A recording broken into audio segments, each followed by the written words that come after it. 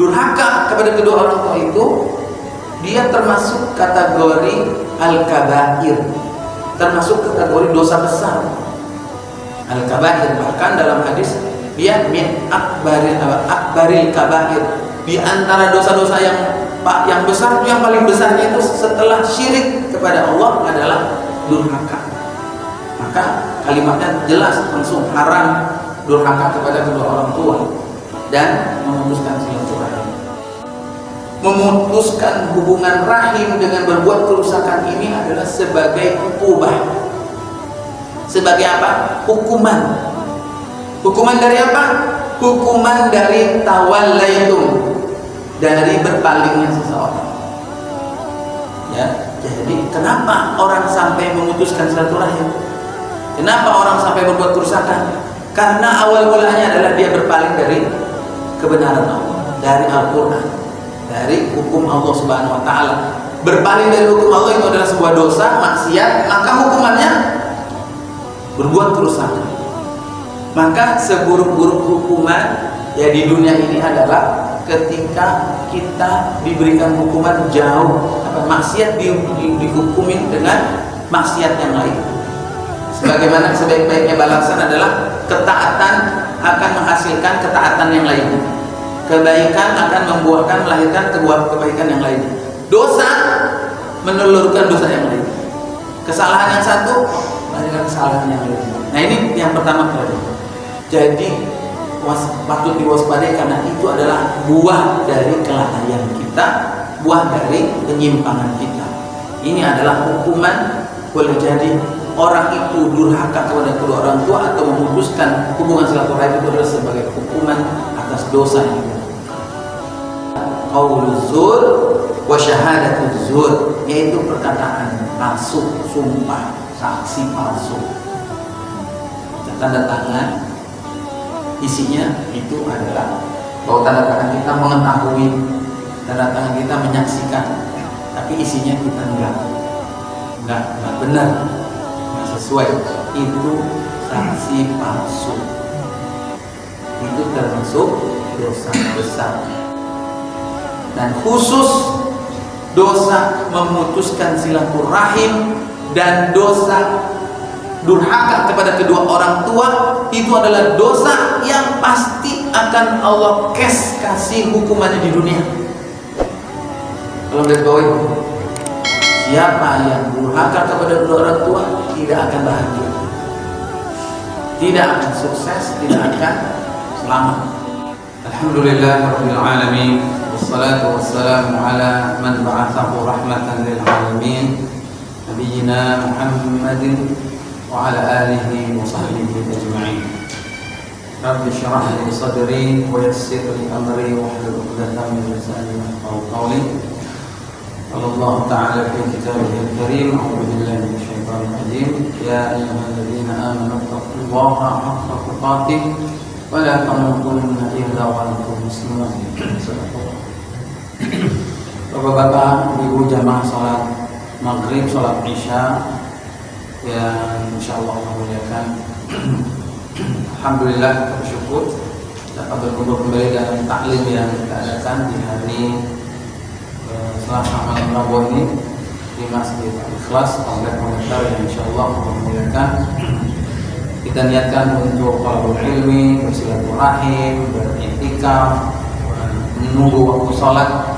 Kita ikhlaskan itu semua karena Allah Subhanahu Wa Taala. Insyaallah banyak kebaikan yang kita dapatkan dengan duduknya kita sejenak. Para jamaah, kita lanjutkan kembali pembahasan dari kitab Riyadhus Shalihin. Terakhir yang kita bahas adalah bab tentang silaturahim, ya. Seingat Pak?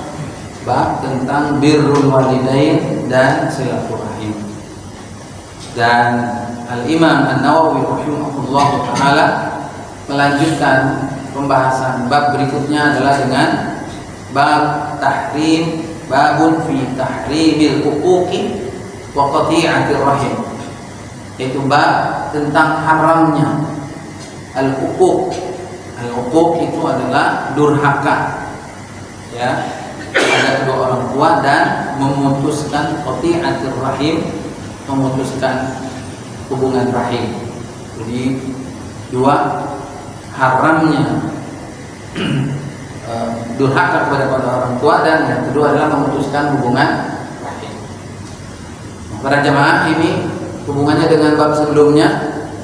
Jadi kalau sebelumnya adalah birrul walidain dan menyambung silaturahim, maka yang berikutnya adalah durhaka. Maka durhaka itu kebalikannya adalah birrul walidain.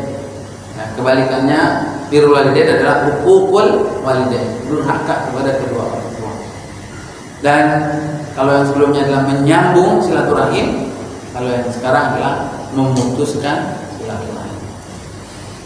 Nah, sebenarnya dua perkara ini adalah saling berkaitan, ya. Sebagaimana bab sebelumnya, menyambung silaturahim, menyambung hubungan rahim itu di dalamnya adalah birrul walidain termasuk.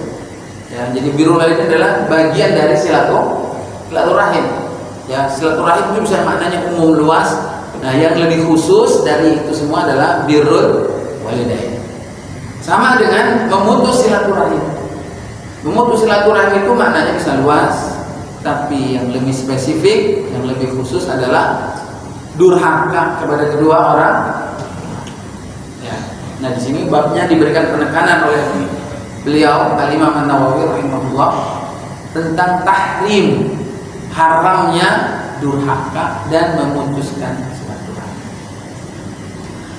Kalau kita melihat masalah haram, ya, kalimat haram, kalau diharamkan babi, berani nggak makan babi? Oh, berani. Mau dikecapin, mau dicabekin, mau dikeripiknya, mau diapain aja juga nggak mau. Kalau itu tahu adalah babi, ada minyaknya pun kita nggak berani. Ya. Tapi kalau haramnya itu adalah durhaka kepada kedua orang tua yang bersifat bukan makanan, yang ya kelihatannya secara maknawi banyak yang kurang perhatian. Ada barangkali di antara kita yang tidak menyadari sudah melanggar norma-norma birrul walidain dan sudah terjebak pada durhaka kepada kedua orang tua, tapi tidak menyadari. Nah, ini bedanya, maka bab ini lebih berhati-hati karena sifatnya dia abstrak, ya, maknawi. Ada yang bersifat jelas-jelas memukul, yaitu menampar, meludahi, membentak, itu adalah sesuatu yang jelas. Tapi barangkali nanti ada yang bentuknya adalah secara maknawi. Nah, para jamaah, kalimat memutuskan silaturahim dengan menyambung silaturahim, di sini ada penekanan para jamaah bahwasanya pada dasarnya Allah sudah mengikat hubungan rahim itu antar kita dengan orang tua kita, kita dengan adik kita, kita dengan kakak kita. Itu secara fitrah, secara tabiat khalqiyah, secara dasar penciptaan kita lahir dalam keadaan nyambung silaturahim kita.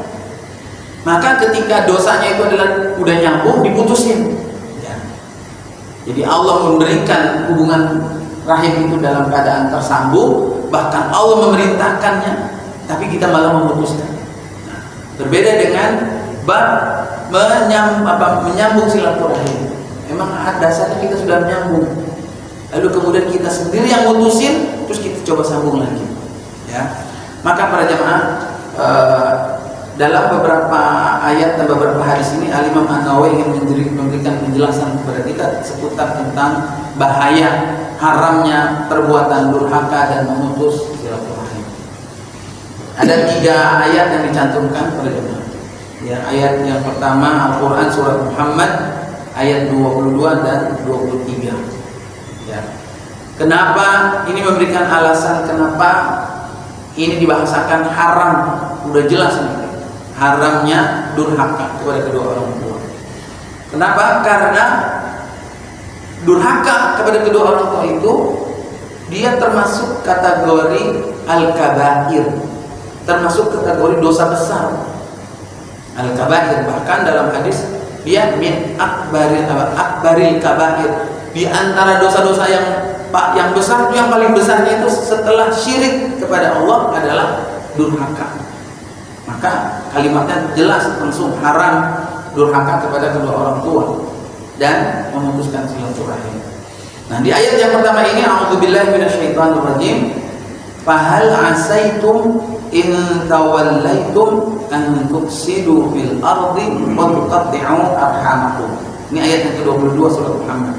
Fahal asaitum, maka apakah boleh jadi kamu, kalian, in tawallaitum, yakni jika kalian berpaling, yakni berpaling dari agama Allah, berpaling dari Al-Quran, berpaling dari hukum Allah, berpaling dari kebenaran, maka yang terjadi adalah antufsidu fil ardi, engkau akan berbuat kerusakan di muka bumi ini, wa tuqatti'u arhamakum, dan kamu akan memutuskan rahim, hubungan rahim kamu.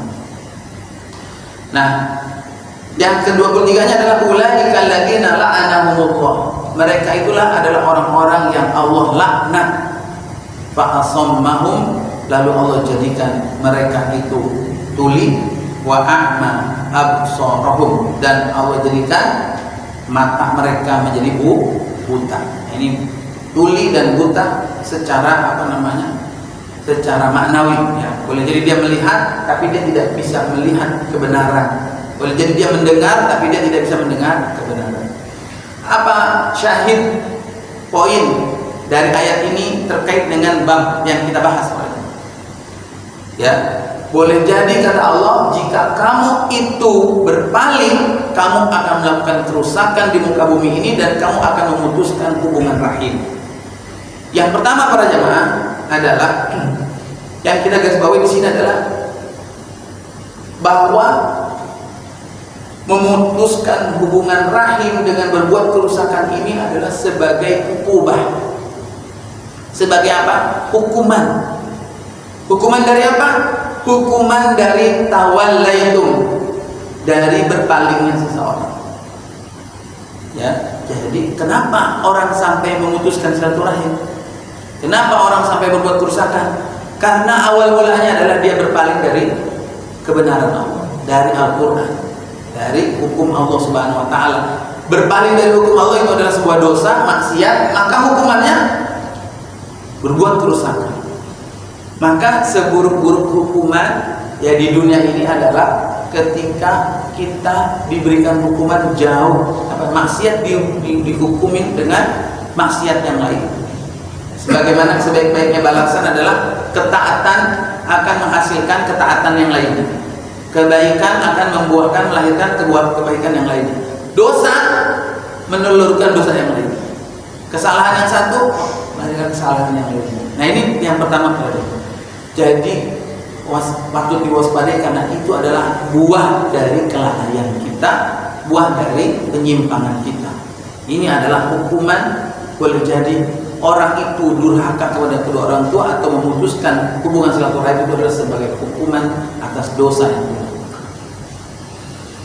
Nah, kemudian Allah Subhanahu wa taala menggunakan kalimat fahal asaitum, asa itu kalau Allah Subhanahu wa taala yang mengucapkan, maka itu hukumnya adalah menjadi sebuah kepastian, janji, ya. Hal asa itu, tapi kalau manusia yang mengucapkan asa itu artinya harapan, boleh jadi. Kalau yang mengucapkan manusia itu boleh jadi terjadi, boleh jadi tidak.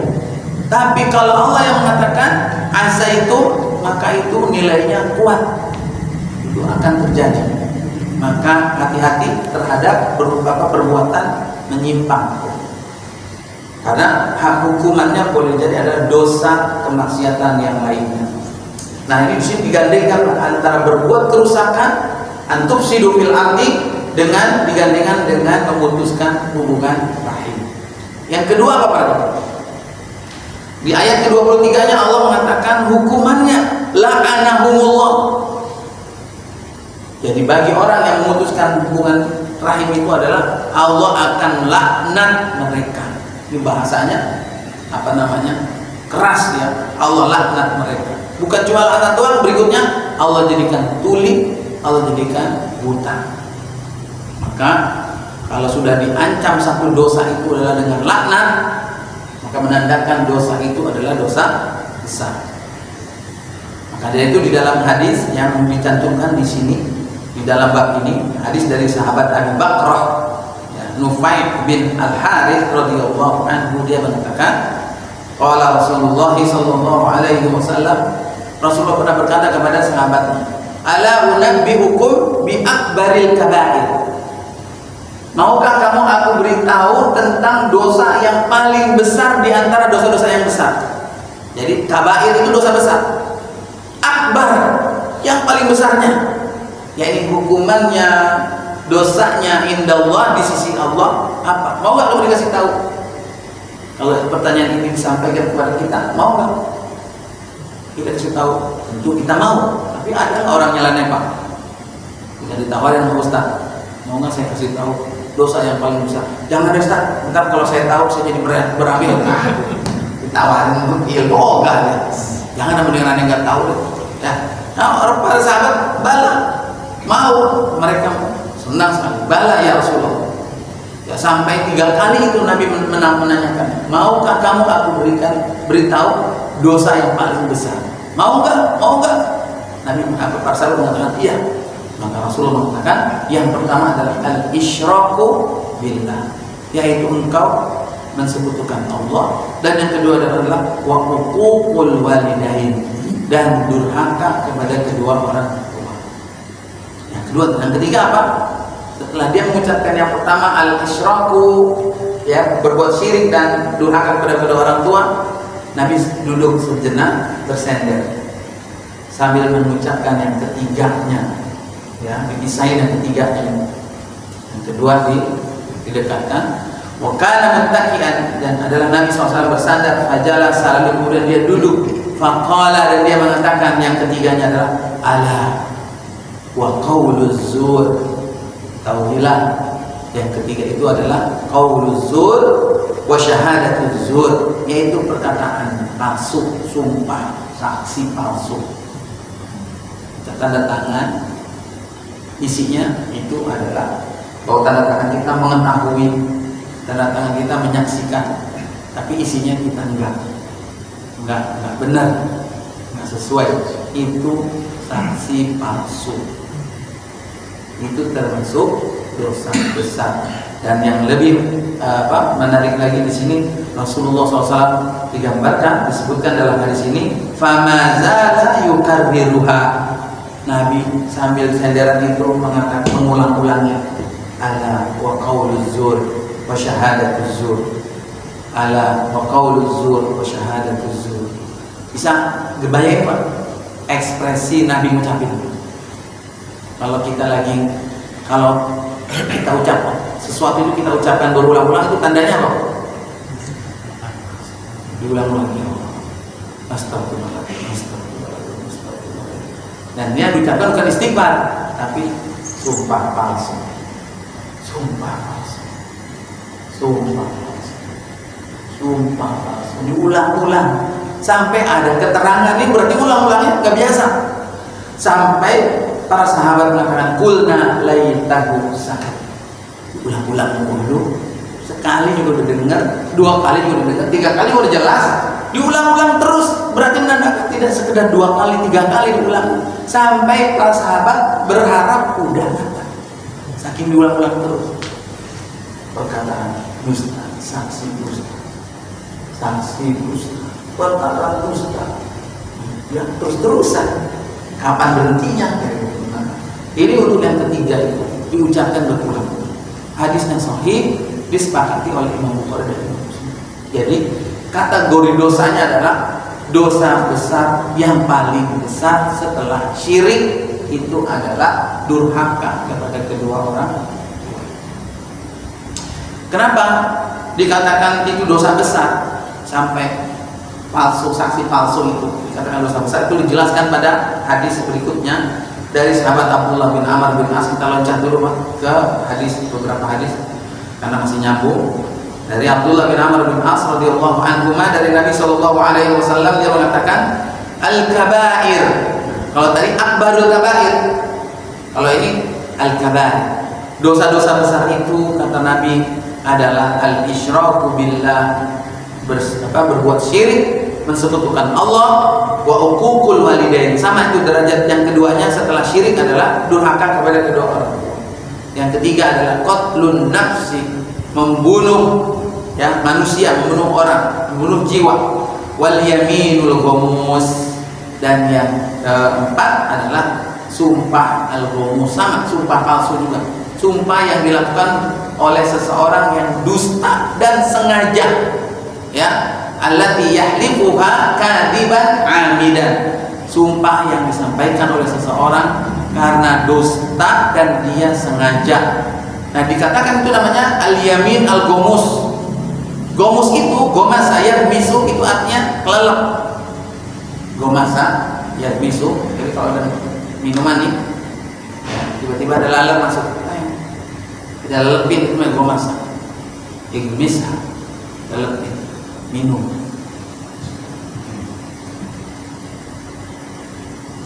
Buang dulu lalernya, ya. Habis lelepin, buang dulu lalernya, takut ketelan. Jadi para jemaah, kenapa dikatakan al-ghamus? Sumpah itu al-ghamus karena sumpah itu melenakkan, menenggelamkan pelakunya. Ya. Dan kenapa jadi dosa besar para jemaah? Karena dia merendahkan Allah Subhanahu wa taala. Karena al-yamin itu sumpahnya demi Allah, disumpah pakai Quran demi Allah. Ya, padahal dia bohong, padahal dia dusta. Nah, dia menyampingkan Allah, nama Allah Subhanahu wa taala direndahkan untuk kepentingan. Gitu. Nah, ini berjamaah alasannya kenapa durhaka dan memutuskan silaturahim itu menjadi dosa yang paling besar, karena di ayat yang pertama itu dia bahwa dia itu adalah hukuman dari dosa, yang kedua adalah dia ada diancam dengan laknat dari Allah Subhanahu wa taala, dan pelakunya boleh jadi tambeng. Jadi dia kalau tadi gomus ya, mirip, ada kemiripan. Kalau itu tenggelam, ini orang itu melakukan kesalahan seakan-akan dia itu buta, enggak melihat kesalahan yang dia lakukan. Dia dibutakan oleh Allah dan ditulingkan. Dia tidak peduli apa dosa yang dia lakukan itu, dampaknya amat sangat besar. Dan ayat yang kedua para jemaah adalah surat Ar-Ra'd ayat 25. Ya. Walladzina yanquduna 'ahdallahi min ba'di mitsaqihi, dan orang-orang yang mereka menggugurkan janji Allah setelah diperkuat. Ya, janji Allah ini setiap manusia sudah diambil janjinya ya, ketika di alam rahim untuk diberikan amanah berupa syariat, menjalankan agama, ya. Dan wa yaqta'una ma amarallahu bihi ayyusal, dan mereka memutuskan perkara yang Allah perintahkan untuk disambung. Nah, ini dia poinnya, Pak. Ya, yang terkait dengan bab ini, mereka memutuskan sesuatu yang Allah perintahkan untuk disambung. Ini yang menyebabkan dosanya jadi besar. Allah perintahkan untuk disambung, dia malah memutusnya. Bahkan bukan Allah perintahkan saja, Allah takdirkan kita lahir dalam keadaan punya hubungan rahim. Ya, wattaqullaha alladzi tasaaluna bihi wal arham. Ya, Allah takdirkan kita lahir itu min nafsin wahidah, berasal dari rahim yang satu, ya, dari Adam dan Hawa. Kita lahir dalam keadaan sudah punya hubungan kuat dengan orang tua kita, dengan adik kita, saudara kita. Bahkan Allah perintahkan untuk disambung hubungan tersebut. Ini malah tuqatti'u, malah diputuskan. Yaqta'un wa yufsiduna fil ardh ulaika lahumul la'nah. Nah, ini sama dengan surat Muhammad. Allah mengancam mereka akan mendapatkan laknat, wa lahum su'ud dar, dan bagi mereka mendapatkan su'ud dar. Su' itu artinya seburuk-buruk tempat kembali. Nah, ini berdasarkan ayat ini para jemaah, para ulama mengatakan bahwa dosa itu ada yang hukumannya itu diberikan di dunia, ada yang diberikan di akhirat. Ada yang di dunia nggak diberikan, di akhirat saja diberikan. Dan khusus dosa memutuskan silaturahim dan dosa durhaka kepada kedua orang tua, itu adalah dosa yang pasti akan Allah kasih hukumannya di dunia. Kalau garis bawahi, siapa yang durhaka kepada kedua orang tua tidak akan bahagia, tidak akan sukses, tidak akan selamat. Di dunia saja sudah kelihatan, nanti Allah tunjukkan. Belum lagi nanti di akhirat, asyadul azab. Nah, azabnya itu lebih pedih. Ini di mana ada orang durhaka, kita bisa pastikan. Mana dalilnya? Ini. Ulaika lahumul la'nah wa lahum su'ud dar. Dilaknat di dunia sudah didahului, nanti di tempat kembalinya adalah su'ud dar, kembali neraka. Jadi ini ayat yang menguatkan tentang bahaya. Lalu kemudian yang ketiga surat Al-Isra ayat 23. Di sini penekanannya apa di ayat yang ketiga? Wa qada rabbuka alla ta'budu illa iyyahu wa bil walidaini ihsana. Sudah menjadikan ketetapan Allah kita menyembah Allah dan berbuat baik kepada kedua orang tua. Itu digandengkan sebagaimana kita wajib bertauhid mengesahkan Allah, alla ta'budu illa iyyah wa bil walidaini ihsana, dan wajib kita berbuat ihsan kepada kedua orang tua. Lanjutan ayatnya adalah imma yablughanna 'indakal kibara ahaduhuma aw kilahuma fala taqul lahumā uff. Mobil khusus ketika kedua orang tua sudah sampai usia renta al-kibar, salah satunya atau dua-duanya. Ini yang ditekankan berikutnya para jemaah secara lebih detail, bahwa berbakti kepada kedua orang tua itu adalah ahaduhuma au kilahuma, kepada ibu dan bapak, dan tidak dibeda-bedakan. Ya, tidak dibeda-bedakan. Siapa dua-duanya masih hidup, saya mau sama ibu aja, sama bapak enggak. Saya mau sama bapak aja, sama ibu enggak. Karena bapak jahat, marahin dulu, nggak tanggung jawab, akhirnya mau sama ibu doang. Dua-duanya masih hidup, berbakti kepada kedua orang tua. Nah, para jamaah, jadi tidak cukup hanya satu saja. Lalu kemudian disifati kalau sudah tua. Kapan itu ukuran tuanya para jamaah? Bisa jadi ukurannya adalah orang tuanya, usianya, atau anaknya. Anaknya itu ukuran tuanya itu adalah anaknya, sebagian disebutkan dalam Al-Quran surat Al-Ahqaf ayat 15. Wa balagha arba'ina sana. Anaknya itu sudah sampai umur 40 tahun, maka orang tuanya itu sudah kibar. Orang tuanya sudah masuk kategori tua, renta. Kalau anak 40 tahun, berarti orang tuanya berapa? 60-an lah ke atas. Kalau anaknya 45 ya berarti 65 dan seterusnya. Nah, fala taqul lahum uff. Batasan durhaka itu apa? Ini yang perlu kita bahas berikutnya. Nah, ayat yang ketiga dicantumkan oleh Imam An-Nawawi adalah memberikan isyarat batasan durhaka. Boleh jadi kita menganggap itu bukan durhaka, tapi sebenarnya itu sudah masuk kategori durhaka. Ya. Maka Allah mengatakan fala taqul lahumā uff. Ada orang begitu innamal khamru wal maisiru wal ansabu wal azlam rijsun min amali syaitan. Ketika ada berita tentang khamar haram, ya, judi haram, sibuk nggak kita ngukurin batasan? Sampai debat kita masalah alkohol, jangan ada alkohol. Karena saking khawatir, takut ada yang haram masuk ke dalam perut kita. Artinya kita sangat concern dalam hal batasannya, Pak. Jangan itu termasuk haram, nggak boleh, ya. Atau masalah judi, wah ini kalau ikut lomba pakai patungan itu masuk judi apa enggak? Itu kan concern kita. Karena takut kita jatuh kepada maisir. Lalu kapan kita membahas batasan durhaka kepada orang tua itu sampai kapan? Fala taqul lahumā uff. Allah mengatakan jangan kamu berkata kepada kedua orang tua uff. Uff itu adalah simbol kalimat yang udah paling rendah, ya, yang tidak patut disampaikan kepada kedua orang tua.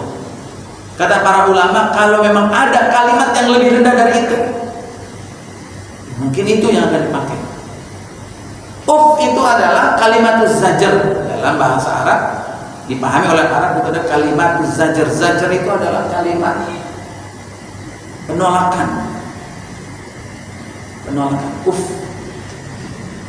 yakni orang tua mengatakan sesuatu, kita menolak, kita enggak. Kalau di kita apa bahasanya? Kalau di Arab kan kalau di kita mungkin ya ala takunahum. Artinya apa? Penolakan itu adalah ada ketidaksesuaian pendapat kita dengan orang tua. Sering nggak terjadi? Namanya orang kolonial dengan orang milenial, beda kan cara berpikirnya. Dasar Arab tahun 70-an, tahun 60-an, tahun 50-an, apalagi masih ini udah tahun 2020 sekian. Jangan pakai nganggap zaman dulu dong Pak. Itu kira-kira termasuk kalimat nggak? Sekalipun pada saat kita sedang berbeda pendapat dengan orang tua, larangannya adalah fala taqul lahum, tahan. Lalu bagaimana dong Ustaz? Wala tanharhuma, jangan tanharhuma, yaitu jangan di kalimat yang kayak Bapak, nah itu tanharhuma. Udah dibilang kan, nah apa sih begitu? Itu tanhar, meninggikan, membentak, apalagi sambil melotot. Ya, tanharhuma. Lalu bagaimana dong Ustaz? Wa qul lahuma qaulan karima. Betapapun kita berbeda, sampaikan pendapat kita itu dengan qaulan karim, perkataan yang mulia. Kalau digarisbawahi di perlu. Jadi pilih kalimat selain pilih kalimat selain dan itu perkataan yang mulia, memuliakan dia. Qaulan karim.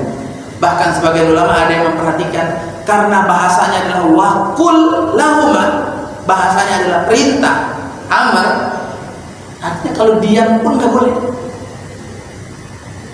Paham? Nggak usah ngomong dah, ngomong salam dulu, diam aja. Dalam kondisi seperti itu,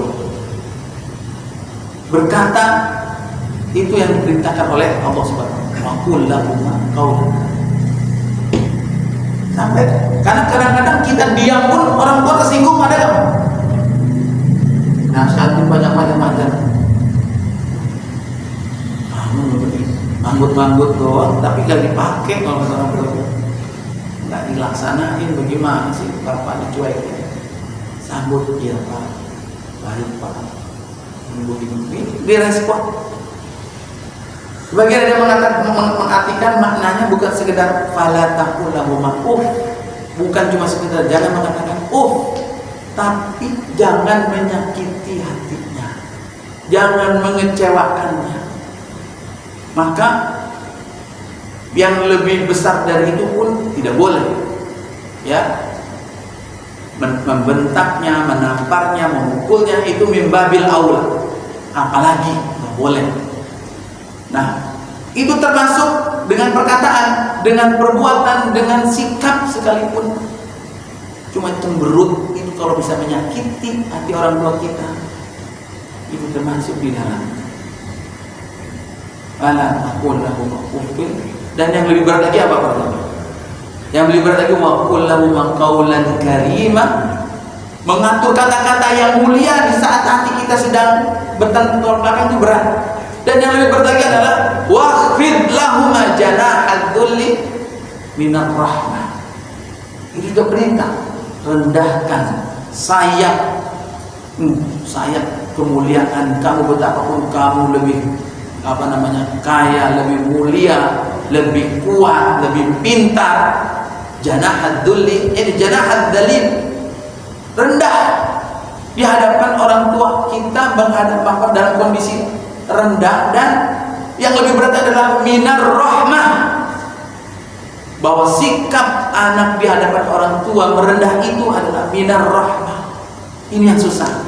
Bahwa sikap itu kita lakukan karena kasih sayang rahmat kita kepada orang tua. Artinya dalam keadaan sedang berbeda pendapat, kita tundukkan bulan-bulan dalam keadaan terpaksa karena kita sayang sama dia. Rahmat, bukan karena supaya dikasih warisan gedean. Paling sopan di depan orang tua supaya tanah yang sebelah sana buat lo aja. Tapi karena memang kita cinta.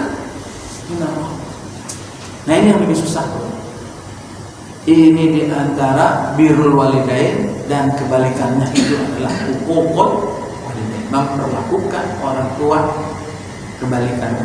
Itu menjadi hati-hati, takut diwaspadai, jangan sampai terjebak kepada termasuk kategori durhaka kepada kedua orang.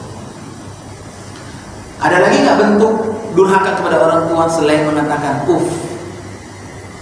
Maka ditemukan di dalam hadis Nabi SAW, petunjuk dari Rasulullah SAW, ya, dalam hadis berikutnya dalam bab ini dari sahabat Abdullah bin Amr bin As radhiyallahu anhu juga, bahwa Rasulullah SAW menyampaikan, Nabi yang memutuskan ini, anna minal kabair, anna Rasulullah SAW qala minal kabair, kata beliau, termasuk al-kabair, termasuk dosa besar itu adalah syatmur rajuli walidai. Seseorang itu mencaci maki kedua orang tuanya. Itu termasuk dosa besar. Kalau hadisnya titik sampai di sini, yang kita pahami apa? Mencaci maki orang tua. Dasar udah tua, keras kepala lagi. Udah tua, waduh.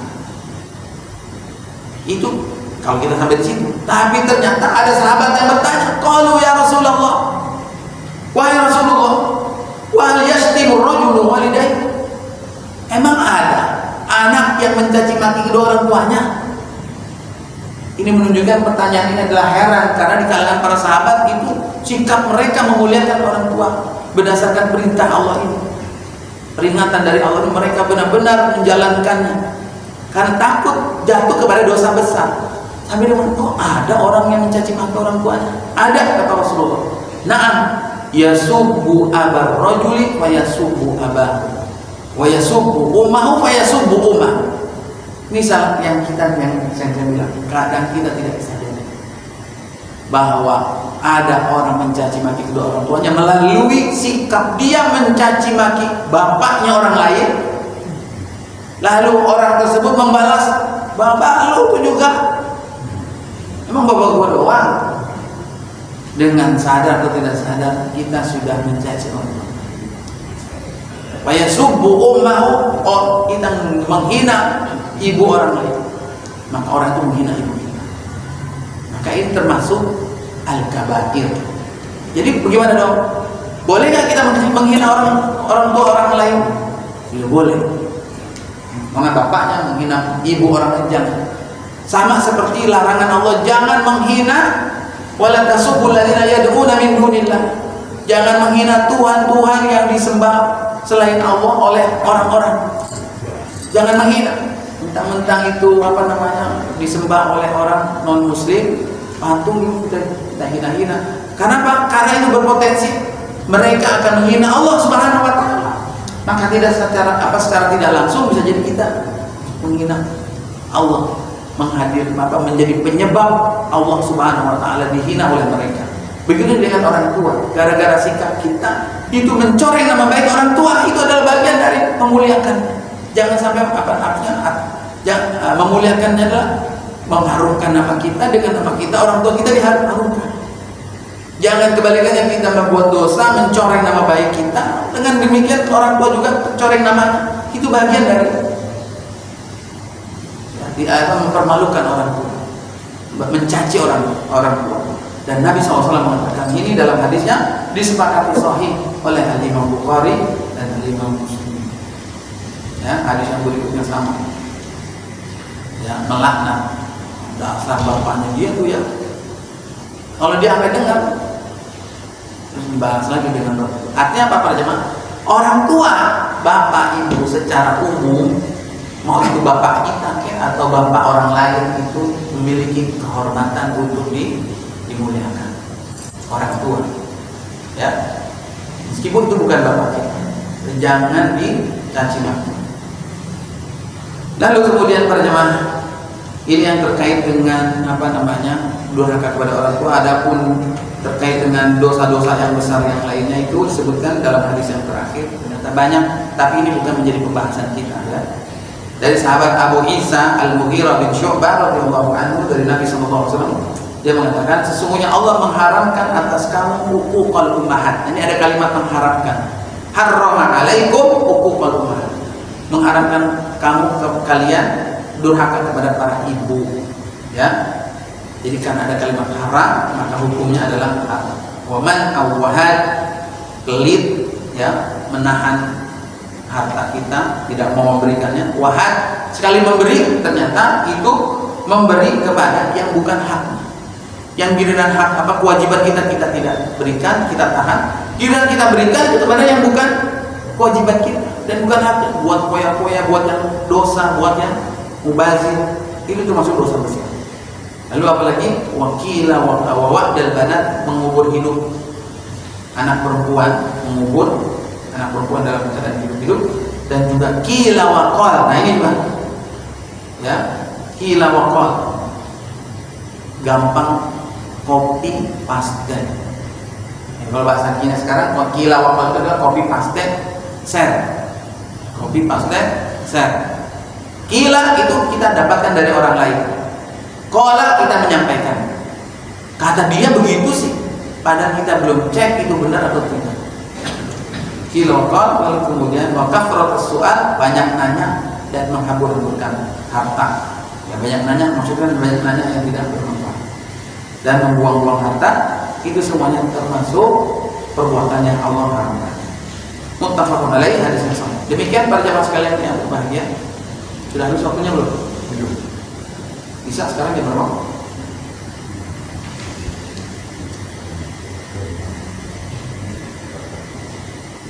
Baik ya, para jamaah, jadi mungkin kalau kita tarik lebih luas, ada sikap-sikap kita yang boleh jadi itu menyakiti kepada kedua orang tua meskipun kita tidak mengatakan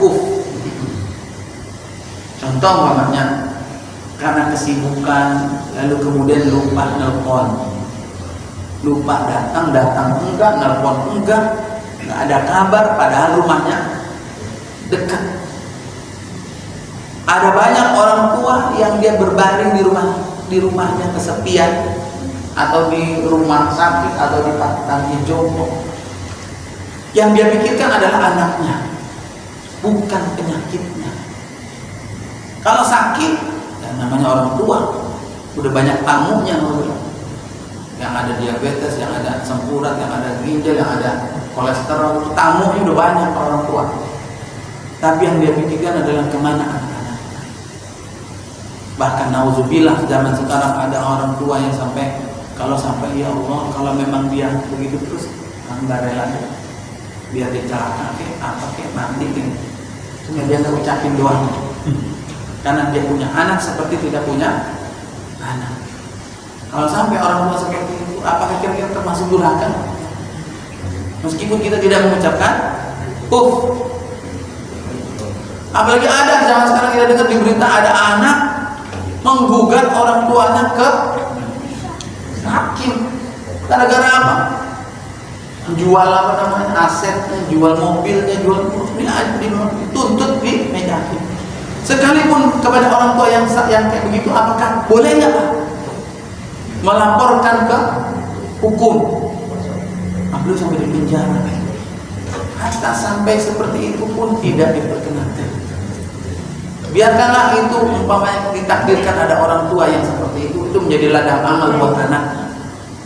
Menjadi ladang amal, jangan kemudian itu menjadi menjadi kebalikannya, menjadi penyebab dia masuk ke dalam neraka.